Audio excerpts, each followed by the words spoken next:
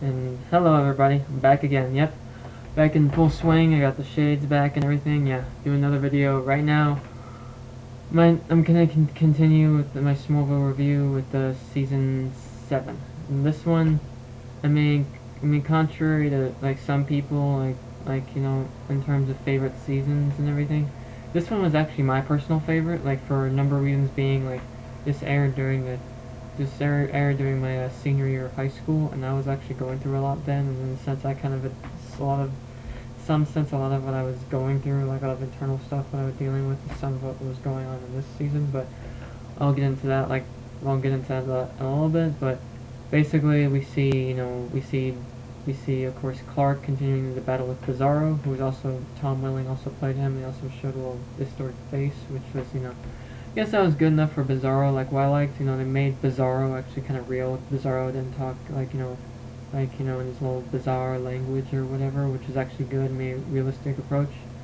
And also, this season also introduced Kara, Clark's cousin, aka Supergirl, which Laura Vandervoort, man, she was smoking. I really liked her character a lot, actually. She was kind of in contrast to Clark a little bit. She was a little more proactive, kind of like how, in a sense, kind of like how Oliver Queen / Green Arrow is, in a sense. She's kind of like that, except except she was a Kryptonian and, of course, female.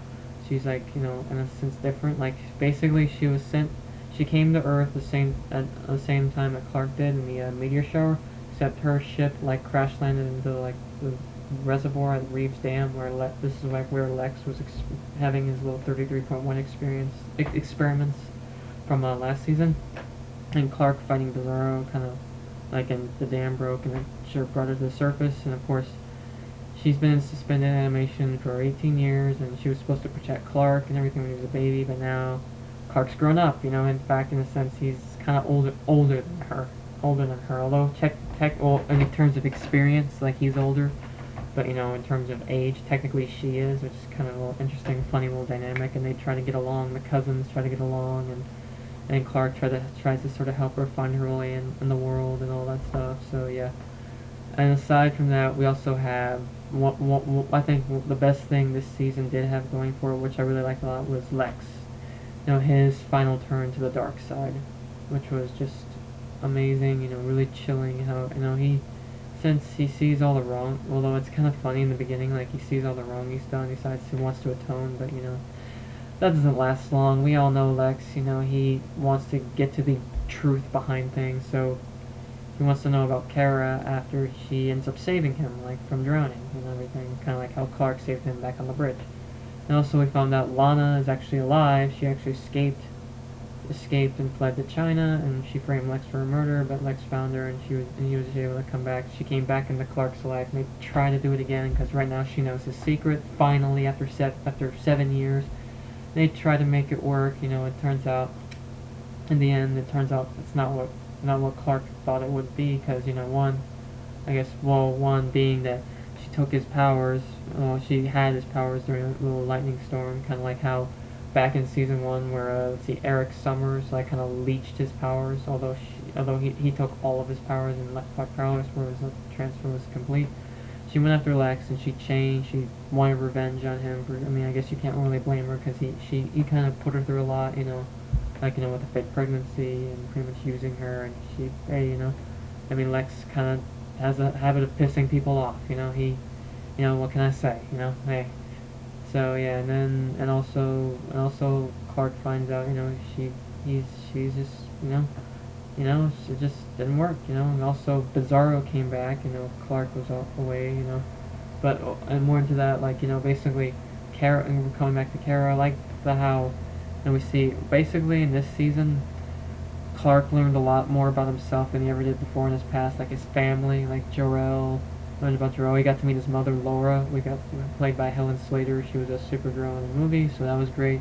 Then we had Zor-El, Kara's father, which turns out that he was kind of bad, he kind of he played a part in, he actually played a part in destroying Krypton, if you know of other canon.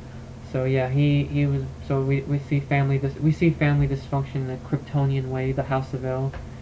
Superman's family is kind of dysfunctional, which is, Kryptonian family, which is actually kind of good to see we see a different side of Superman we haven't seen before. He, in a sense that kind of helps him. We see a lot of we see like this whole struggle like between Kara and her father, and there's like this whole family dysfunction thing. And in contrast to Clark's like earthly parents, who were more peaceful and kind of more, like in a sense, kind of sort of the perfect family as it were. So that was good, and he learns a little more about Krypton. His destiny that his Jor-El sent him to Earth and everything.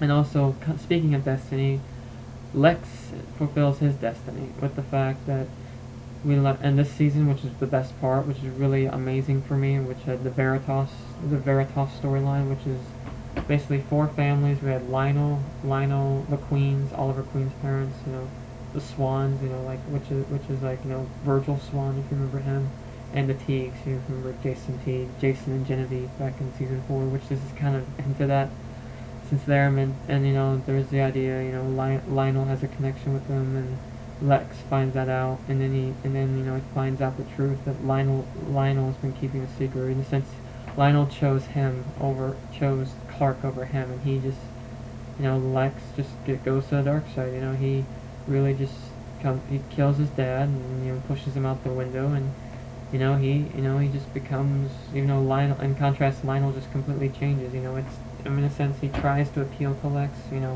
He's absolved of sin, as it were.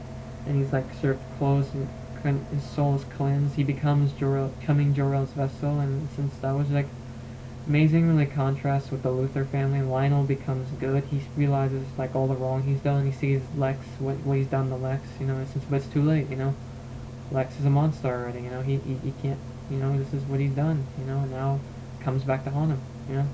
And and this is also Lex's final season, which is probably why I like this season, because Lex is always my favorite character.